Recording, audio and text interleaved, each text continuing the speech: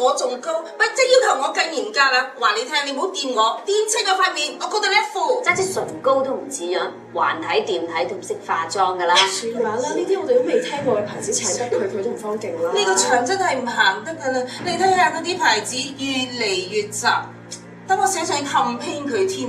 如果你唔介意嘅，你夠膽咪企喺度。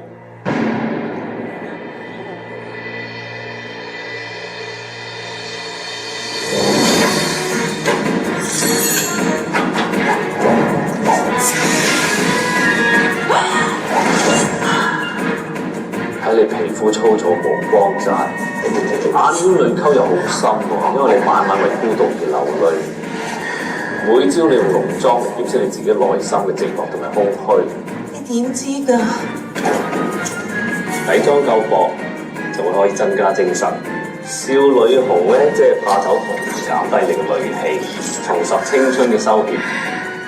你唔好以為你畫眼睫毛畫得咁大就可以放大你眼睛啦，咁唔單止係自己欺人，你仲自己嚇人啊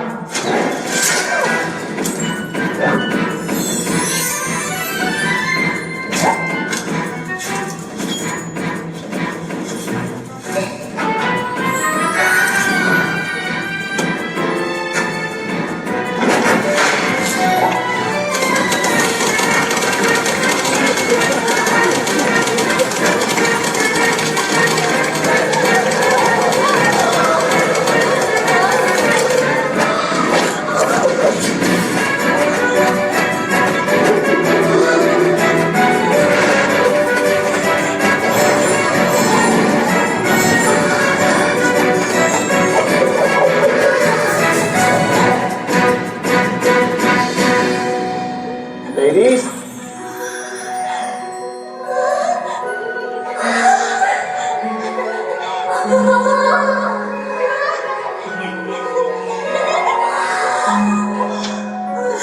覺唔覺得自己好靚咧？